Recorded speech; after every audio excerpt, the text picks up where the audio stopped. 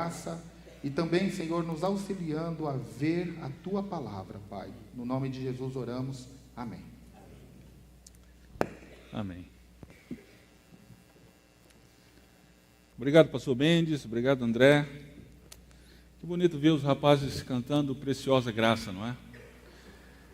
Mais bonito ainda é o conteúdo da música. A graça de Deus em Cristo Jesus é gloriosa. É por isso que deixa a música tão bonita. Abra sua Bíblia em Efésios capítulo 1, verso 3 a 14. Nós já lemos esse texto no início do culto, não vamos lê-lo novamente. Mas, para introduzir o texto, eu gostaria de levá-lo a refletir sobre a questão da memória. Nós, povo brasileiro, somos um povo pródigo de memória, não é? Nós não cuidamos do nosso patrimônio cultural, vide Museu do Rio de Janeiro. Nós não somos afeitos a revisitar até mesmo os nossos marcos históricos que nós mesmos construímos ou estabelecemos. Por exemplo, nós temos aqui uma das principais rodovias do nosso país que cruza Atibaia. Rodovia Fernão Dias. Quem foi Fernão Dias? Não vale dar dica. Não vale cola. Quem não sabe quem foi Fernão Dias? Agora fica difícil levantar a mão, né? Nós não somos afeitos a isso. Agora, o problema é que isso incide também a nós como cristãos. Nós também sofremos com falta de memória como cristãos. Às vezes a gente esquece o que Deus fez nas nossas vidas, especialmente em momentos difíceis. Especialmente quando passamos aqueles momentos turbulosos da vida, nos dá amnésia. Não nos lembramos o que Deus fez conosco. E o momento em que Paulo escreve a carta aos Efésios, essa foi uma igreja que foi plantada pelo ministério de Paulo. Isso está relatado em Atos, capítulo 19, 20, 18, 19 e 20. Uma igreja que foi plantada em um contexto de uma cidade cosmopolita da época, na Ásia Menor. Uma cidade de proporções grandes para a época, 200 mil habitantes. Uma cidade em que havia o maior templo a uma divindade daquele momento, a Diana dos Efésios. Eu morei alguns anos em São José dos Campos. Você andando ali pela Dutra, indo um pouquinho mais adiante, você tem ali a Aparecida, que é a cidade onde está o maior templo das Américas, dedicado à Aparecida. Foi num contexto muito parecido como esse. As pessoas vinham do norte da África, vinham da Europa, vinham do Oriente para prestar homenagens à divindade Diana. Foi nesse contexto, então, que a igreja de Éfeso foi plantada. Imagina, então, as dificuldades, os problemas, as perseguições que este povo passou por conta desse contexto religioso, mas também por conta do contexto político. Quando Paulo escreve aos Efésios, era o ano 60 depois de Cristo. Nessa ocasião, quem governava o Império Romano era o imperador Nero. Você está lembrado do imperador Nero? Aquele mesmo que ateou fogo à cidade de Roma e acusou os cristãos de terem feito isso. Sim, o louco Nero. Paulo estava preso quando ele escreve essa carta. Havia perseguição. Tudo isso provavelmente incidiu no ânimo dos crentes de Éfeso. Veja aí, Efésios capítulo 3, verso 13. Veja o que é que Paulo diz. Portanto, peço-vos que não vos desanimeis por causa das minhas tribulações por vossa causa, elas são a vossa glória. Não desanimeis. Essa era a tentação, então, dos crentes de Éfeso, o desânimo. Diante, então, desse contexto, o que Paulo escreve aos Efésios? Vamos lá, então, no capítulo 1, verso 3 ao verso 14. Nós vamos ver que, nesse texto, Paulo lembra aos Efésios que o Evangelho, ele mudou nossa posição diante de Deus, de malditos para abençoados. O Evangelho mudou a nossa posição diante de Deus, de malditos para abençoados. Vamos ver melhor isso aqui? Então, veja aí no verso 3, Paulo normalmente tem o hábito em suas cartas de trazer uma sentença, uma máxima introdutória e depois descrever esta sentença. Esta sentença, que resume todo o seu argumento, está no verso 3. E olhe como ele começa com exultação. Bendito seja o Deus e Pai de nosso Senhor Jesus Cristo, que fez o quê? Ele nos abençoou. Ele nos abençoou. Lembre-se do contexto: sofrimento, perseguição, vicissitudes, tribulações. Mas Paulo, então, resgata a memória dos Efésios e diz a eles: vocês são benditos, vocês são abençoados. Por que é tão importante dizer isso aqui? Aí a gente precisa ir lá no Gênesis. Vamos lá. Gênesis capítulo 1. Aqui nós temos a criação, o relato da criação, em que Deus, então, Ele cria todas as coisas.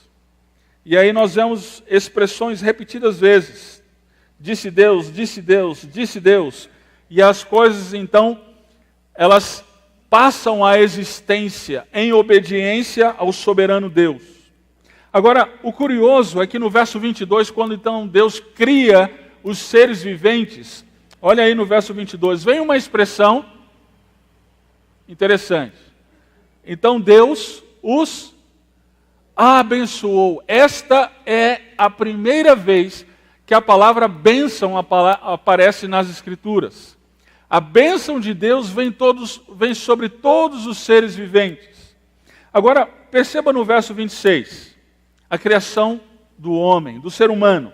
E disse Deus: façamos o homem à nossa imagem, conforme nossa semelhança. Agora é curioso também que no verso 28, Deus abençoa o ser humano. Olha lá. Então Deus os abençoou. E disse o quê? Aí vem o mandato cultural. Frutificai e multiplicai-vos, enchei a terra e sujeitai-a. Por que frutificar e multiplicar? Porque o ser humano, sendo a imagem e semelhança de Deus, usando agora as expressões do pastor Davi Merck, ele espelha e espalha. Eu fiz o gesto certo, pastor Davi? Mais ou menos. Ele espelha e espalha a imagem e semelhança de Deus. A bênção, então, tem este propósito.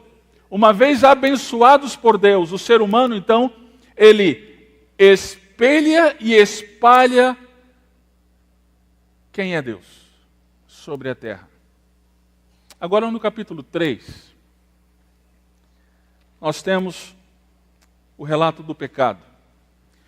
O homem, ele decide deliberadamente revoltar-se contra Deus. Ele revolta-se contra o Criador e contra a ordem criada. Ele se rebela contra o Criador. Veja no verso 14, 3:14. Olha aí na sua Bíblia. Olha o que é que Deus diz para a serpente. Então o Senhor Deus disse à serpente: por que fizeste isso? Serás maldita é a primeira vez nas Escrituras que aparece a palavra maldição. A serpente seria maldita, mas não somente a serpente. Olha lá o verso 17. E disse para o homem: porque deste ouvidos à voz da tua mulher e comeste da árvore da qual te ordenei, não comerás dela, maldita é a terra por tua causa. A serpente é maldita, a terra é maldita.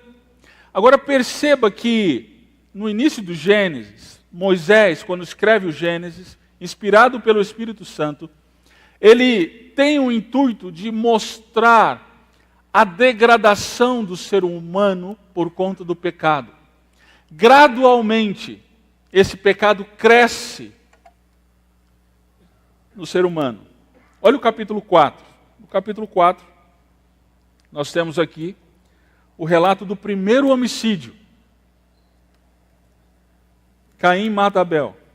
Veja o verso 11. Agora, como está aí? Maldito és tu.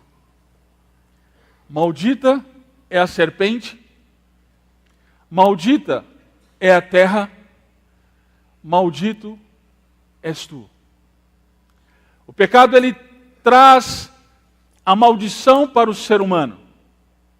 A rebeldia mudou o nosso status diante de Deus. Nós não somos mais benditos fora de Deus. Sem Deus, somos malditos. Sem Deus, não temos mais a bênção do Criador. E aí nós vemos essa história se desdobrando ao longo da história do povo de Israel. No estabelecimento da aliança, veja aí na sua Bíblia, Deuteronômio, capítulo 27. No estabelecimento da aliança, Deus, ele traz a bênção e a maldição sobre aquele que quebrasse a lei. No capítulo 27, você vai perceber essa palavra maldição sendo mencionada várias e várias vezes e em diferentes ocasiões em relação à quebra da lei. Verso 15, Deuteronômio 27, 15. Maldito o homem que fizer imagem esculpida ou fundida. Verso 16, maldito aquele que desprezar seu pai ou sua mãe. 17, maldito aquele que remover os marcos do terreno do seu próximo. Verso 18, maldito aquele que desviar um cego do seu caminho. Verso 19, maldito aquele que violar o direito do estrangeiro, do órfão, da viúva. E assim por diante, maldito, maldito, maldito. Aqui a lista, ela não é extensiva. Mas Moisés, ele tem o intuito de nos fazer entender que nós estamos dentro disso. Porque de alguma maneira nós quebramos a lei. Olha como ele termina, verso 26. Maldito aquele que não confirmar as palavras desta lei, para as cumprir. Tiago, bem mais para frente, ele vai dizer, se você escorregar em uma vírgula da lei, você já quebrou toda a lei. É exatamente isso que Jesus leva os líderes fariseus e saduceus a pensar no Sermão do Monte. Mateus 5. Você já quebrou a lei? Ah não, eu não sou como o meu vizinho. Eu não sou como fulano de tal. Olha, aquele camarada lá, ele é tranqueira. Aquele lá, olha, não tem chance para ele. Eu não, eu sou diferente. E aí Jesus, então, ele nos leva a refletir que nós estamos, qualquer um de nós, está dentro dessa situação, da situação de maldição. Quem aqui nunca ficou irado com seu irmão? Não precisa levantar a mão. Bom, aí tem uma pergunta ainda mais difícil. Quem aqui nunca cometeu adultério? Homens, levantem a mão, não levantem a mão, por favor.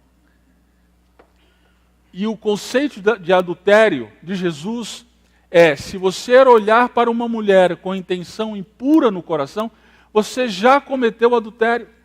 Então, cada um de nós,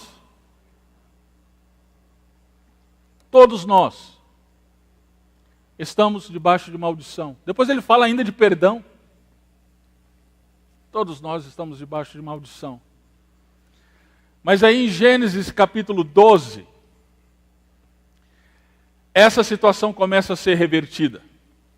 Olha lá, Gênesis capítulo 12,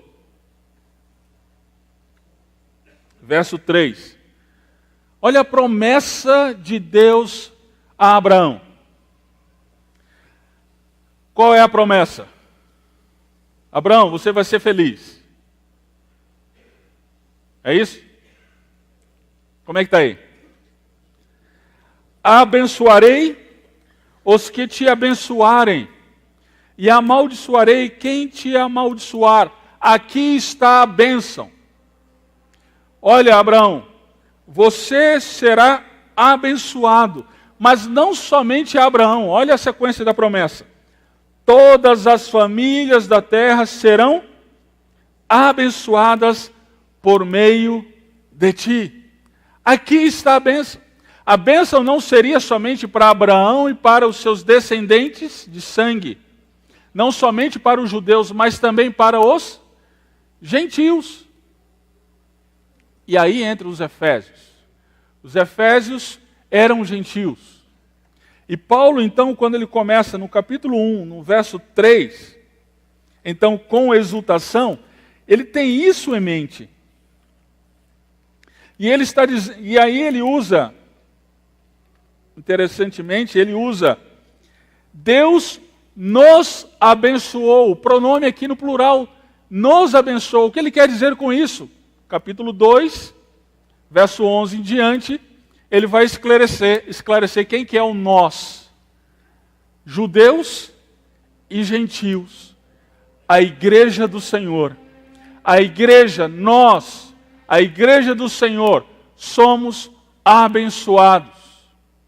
E abençoados com toda sorte de bênçãos espirituais nas regiões celestiais. É por isso que Paulo começa com exultação. Ele está exultante com a visão da bênção que chega a cada um de nós. Agora perceba comigo que bênçãos são essas. Ele vai descrever. Olha lá. Verso 4. Ele nos elegeu nele, antes da fundação do mundo, para sermos santos e irrepreensíveis. Primeira bênção, eleição. Segunda bênção, verso 5. Ele nos predestinou para sermos filhos adotivos. Terceira bênção, olha lá o verso 7. Ele nos redimiu. Nós temos a redenção, o perdão dos nossos pecados. Verso 9. Ele desvendou o mistério que estava oculto desde os séculos, nos fez conhecer este mistério, a sua vontade. Verso 11. Nós fomos feitos herança do Senhor. E verso 13. Nós fomos selados pelo Espírito da promessa. Nós pertencemos a Deus. Perceba então essas bênçãos que são bênçãos espirituais: eleição, predestinação, redenção, perdão dos pecados, conhecimento da vontade do Senhor. Nós somos feitos herança e, por fim, nós temos o selo da promessa do Senhor, que é o Espírito Santo. Puxa, eu não ouvi nenhum glória a Deus. Às vezes a gente precisava ser um pouquinho mais pentecostal, né? É porque parece, por conta da nossa cultura atual, parece meio frustrante, né? Porque quando a gente fala de bênção, a gente está falando de quê? Nós temos uma cultura profundamente materialista. Nós atrelamos, assim, as bênçãos com bens materiais. Eu estava em um culto, certa vez, em uma determinada igreja, nesses cultos de virada de ano, em que então as pessoas vêm à frente para testemunhar como foi o ano. E aí um jovem então foi até a frente, né, para testemunhar como é que foi o ano dele. E aí ele descreveu da seguinte forma: olha, eu comecei um ano muito difícil, estava desempregado, estava com problemas financeiros, mas olha, consegui um emprego, consegui ter o meu salário e finalmente eu consegui comprar o que eu sempre sonhei, o meu iPhone 6. Deus me abençoou esse ano. Nós atrelamos as bênçãos de Deus a bens materiais. E aí quando nós vemos a exultação de Paulo em relação às bênçãos e a visão de Deus em relação às bênçãos, nós olhamos para o texto e dizemos: puxa, não tem nenhuma casa, nem um carro, nenhuma promoção aqui. A gente fica meio que frustrado.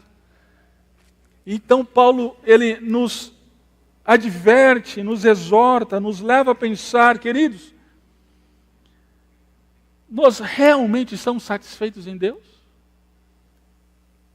Nós realmente estamos satisfeitos em quem Deus é e naquilo que Ele fez? Queridos, somente Deus pode trazer plena satisfação para nós. E nessa satisfação Ele não nos dá aquilo que nós queremos, Ele nos dá aquilo que nós precisamos.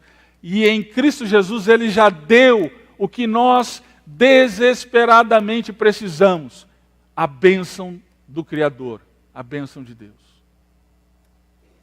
Talvez você esteja pensando: joia, ótimo, como que eu consigo essa bênção? Eu quero essa bênção para mim. Perceba que Paulo aqui, ele vai nos apontar a isto. A bênção, ela está diretamente ligada a Cristo. As bênçãos estão em Cristo. Não existe bênção fora de Cristo. Perceba que na sentença inicial, no verso 3, quando ele fala de bênçãos espirituais nas regiões celestiais, ele diz: em Cristo. E ele vai repetir isso várias e várias vezes. Se você numa redação do Enem repetir tantas vezes quanto Paulo repete palavras na sua redação, você vai levar a bomba. Mas o judaísmo antigo tinha este hábito, para nos fazer olhar para o texto, para a ênfase que ele quer que nós olhemos. E ele vai repetir várias e várias vezes em todos os versículos. Em Cristo, em Cristo, em Cristo. Olha só, primeira bênção, verso 4. Dá uma olhada aí. Ele nos elegeu, nós temos a eleição, nós somos escolhidos por Deus. Mas perceba no texto, logo em seguida, eleição nele. Nele quem? Cristo, ele acabou de falar de Cristo no verso 3. Verso 5, ele nos predestinou como? Olha lá o final do versículo. Por meio de Jesus Cristo. Verso 6, no amado. Quem é o amado? Cristo. Verso 7, próxima bênção. Redenção. Nós temos o perdão dos pecados. Como? Nele. Nele quem? Cristo. Verso 9. Nós temos conhecimento da vontade de Deus. Como? Nele. Nele quem? Cristo. Veja o verso 10. O verso 10 é um dos mais lindos de toda a Escritura. A dispensação da plenitude dos tempos, de convergir todas as coisas no céu e na terra. Convergir em quem? Cristo. Em Cristo. No verso 11, nós somos feitos herança. Como? Nele. Perceba, todos os versículos e todas as bênçãos estão diretamente relacionadas a Cristo. Não existe bênção fora de Cristo. É Ele que determina a bênção. É Ele que executa a bênção por meio do seu sacrifício. Olha lá o verso 7. Nele nós temos o perdão dos nossos pecados, ou seja, a redenção. Como? Pelo seu sangue. O sacrifício de Jesus Cristo, ele reverteu a maldição. Em Jesus Cristo, nós temos a verdadeira aprovação, a verdadeira bênção do Criador. Não existe bênção fora de Cristo. É como se alguém quisesse ser tratado por mim como se eu fosse o seu pai e ele o meu filho. Nós temos um filho, o Mateus, 16 anos. E ele tem privilégios por ser nosso filho. Imagina um desconhecido chegando lá em casa. E aí, querendo ter os privilégios que o Mateus tem. Querendo experimentar do bolo de chocolate que a mãe dele faz e ele ama. Acontece, só tem um detalhe. Ele chega para mim e fala: Nelson, gostei demais dos privilégios, gostei demais das coisas boas. Só tem uma coisa, eu não quero relacionamento com você. O que você diria para essa pessoa? Você está louco? Perdeu o juízo? Não faz sentido. A bênção de Deus só é possível através de Cristo. Talvez você tenha entrado aqui procurando as bênçãos de Deus, mas não querendo aquele que dá a bênção, que é Cristo. Meu caro, corra para a cruz. Não existe bênção sem Cristo. Agora perceba também, nesse mesmo texto, uma outra coisa. Talvez você esteja pensando: ótimo, através de Cristo. Entendi. Então o que é que eu preciso fazer? Onde eu preciso ir? O que é que eu preciso fazer para então adquirir essas bênçãos? Qual é a recepção que eu procuro? Qual é o cadastro, qual é o formulário que eu preencho? Perceba no texto. Você vai notar uma expressão que é repetida várias vezes aqui. Verso 5. Eu não sei como está aí na sua tradução. Algumas traduções têm beneplácito. É uma palavra bem comum no português, né? A gente fala o tempo todo, beneplácito. É tipo o pastor Menes identificando o francês, né?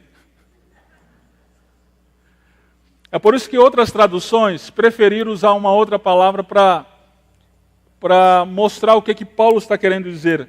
No verso 5, ele diz: nos predestinou para si mesmo, segundo a boa determinação da sua vontade. É isso que significa beneplácito. Boa determinação da sua vontade.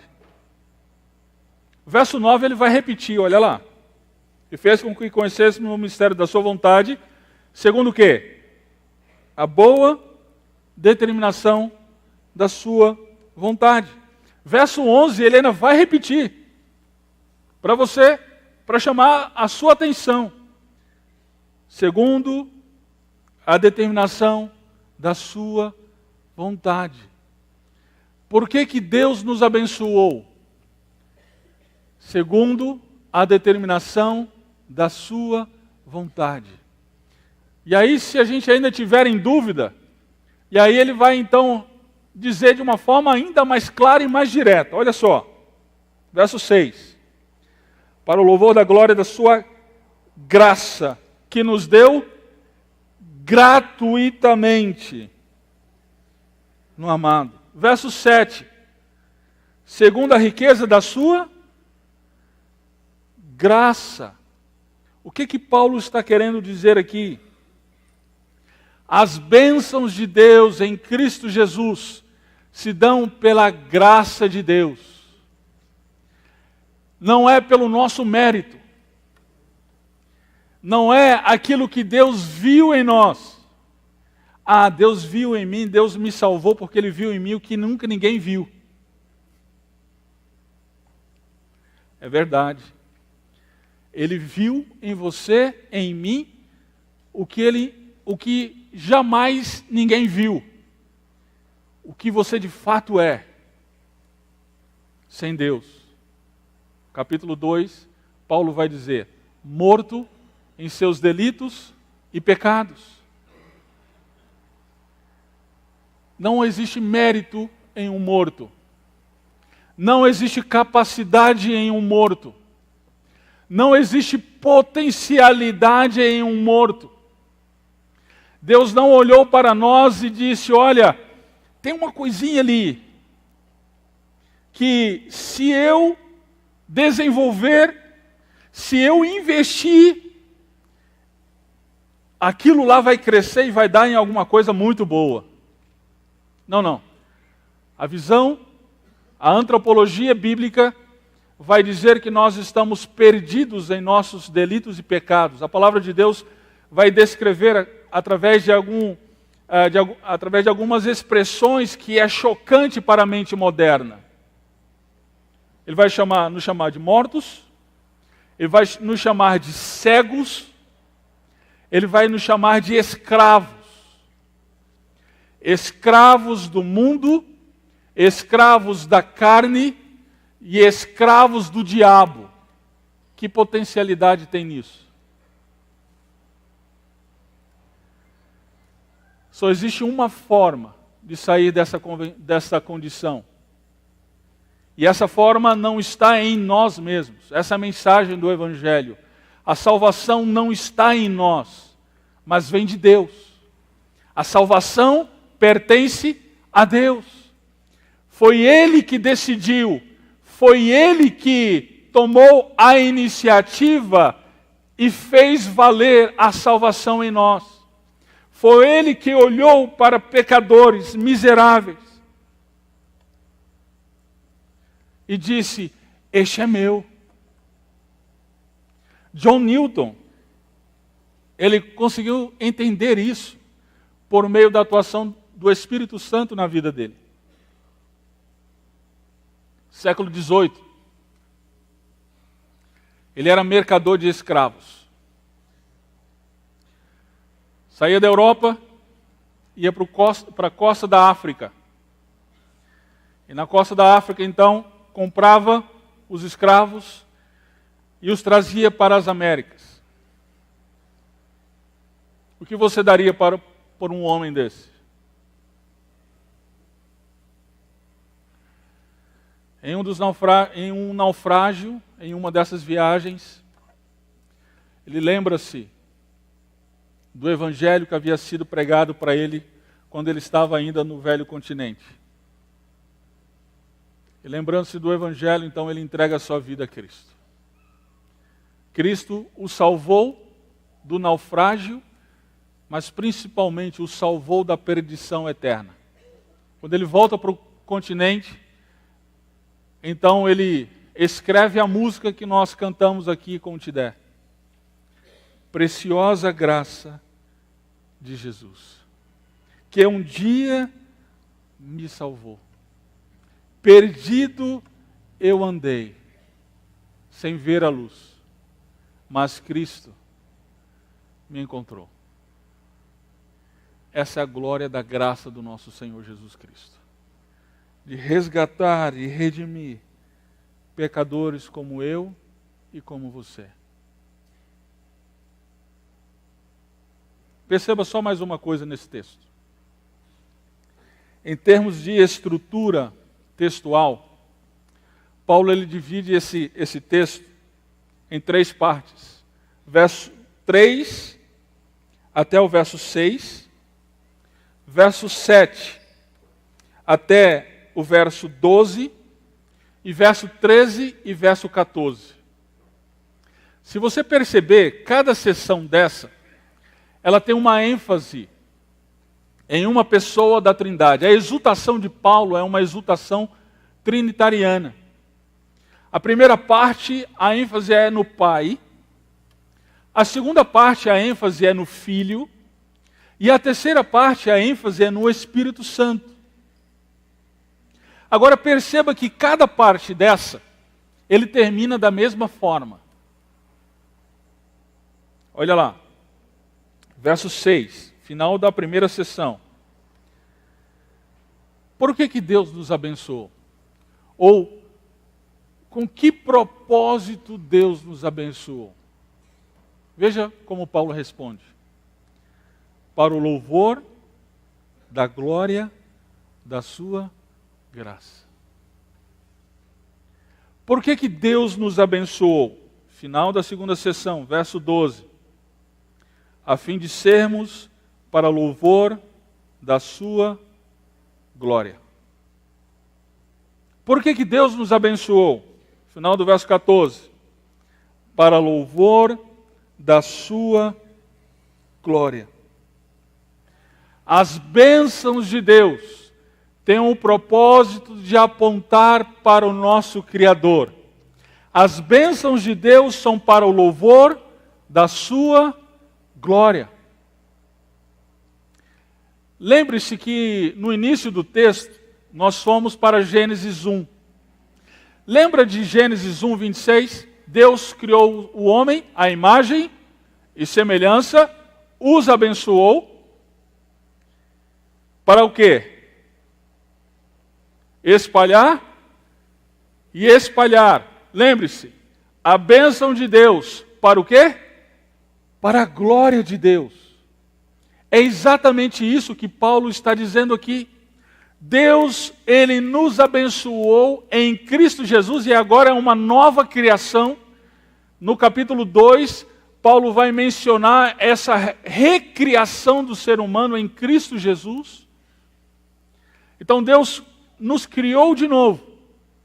Agora, restaurando a imagem e semelhança do Criador para a sua glória.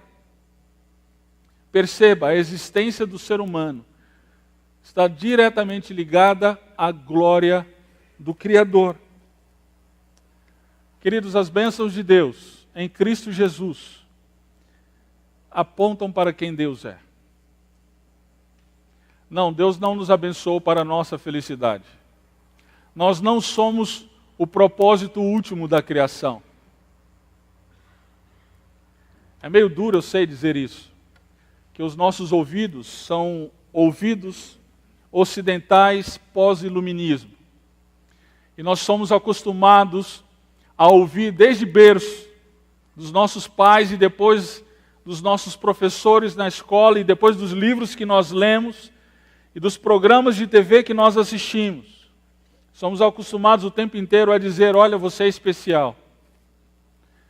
Olha, todas as coisas, elas giram em torno de você, uma perspectiva antropocêntrica. Nós trabalhamos para ser felizes. Nós escolhemos o nosso emprego para ser felizes. Nós escolhemos a nossa trajetória, a nossa profissão para ser felizes. Nós escolhemos o nosso casamento para ser felizes. Toda a nossa perspectiva está voltada para nós mesmos. Mas uma vez que Deus nos alcança por meio de Jesus Cristo, a nossa perspectiva muda. A nossa existência finalmente encontra propósito, e esse propósito não está em nós mesmos. A nossa existência encontra um propósito pelo qual Deus nos fez. A glória do Criador. Infelizmente, nem sempre a gente pensa nisso. Por exemplo, você jovem, nós, esse ano, vamos ter mais um Enem. Você está se preparando para fazer o Enem. E aí você senta com seus pais, e aí você vai escolher, então, a sua profissão. Quais são os critérios que você usa? Seja honesto, hein? Pensa aí. Normalmente, que critérios nós usamos? Rendimento. Oi? Rendimento. Qual que é a profissão atual do mercado que está trazendo maior rendimento? Talvez você seja um romântico e você diga, não é tão importante assim. É importante, mas não tão. Então, eu prefiro pensar pelo critério das minhas habilidades, dos meus talentos, daquilo que me traz prazer, ainda que não tenha rendimento, não vá me trazer rendimento. Eu quero ser um professor.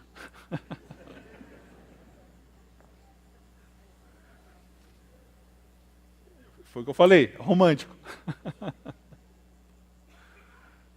São critérios que normalmente nós usamos. Talvez status, rendimento só não basta, prazer só não basta, mas que me dê status. Perceba que nós não pensamos na glória de Deus.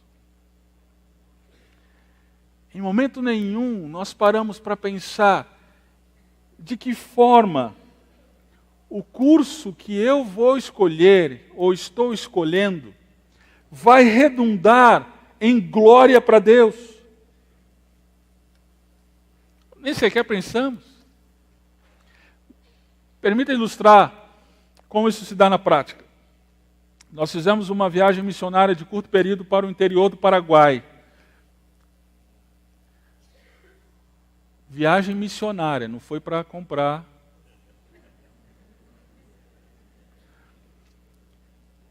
Lá, nós visitamos então um povoado indígena às margens do rio Antequera.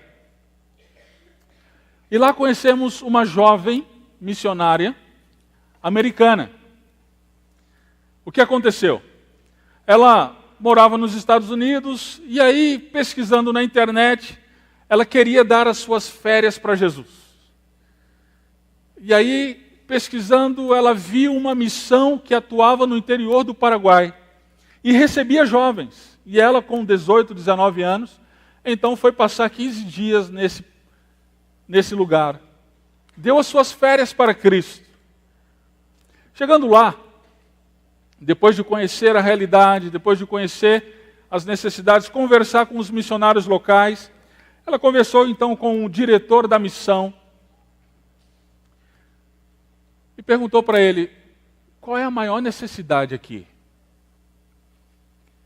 E aí o diretor falou para ela, olha, faz tempo que a gente está orando por um enfermeiro ou enfermeira.